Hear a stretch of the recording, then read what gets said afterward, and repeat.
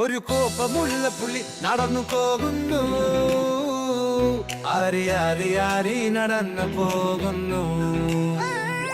അരിയിൽ വലിയ കുഴിയുമുണ്ടായിരുന്നു, പുലി അതിൽ തച്ചിക്കുഴിയിൽ വീണു. അവിരവമ്മത്തട്ട അതി കണ്ടു ചിരിച്ചു. അവർ രണ്ടാമത്തെ പുലിയെ സഹായിക്കാൻ വിളിച്ചു.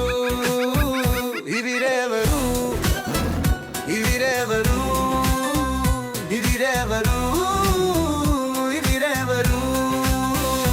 രണ്ടു കോപമുള്ള പുലികൾ വവളു പോകുന്നു, ആതിരാതിരാണി നടന്നു പോകുന്നു. വലിയിൽ വലിയ കുഴയുങ്കിൽ തുയികു ഹക്കുള്ളിൽ കുതുങ്ങി, അതുകൊണ്ട് കായಯಲ್ಲಿ അതി കണ്ണ ജയിച്ചു. അവർ മൂന്നാമത്തെ പുലിയെ സഹായ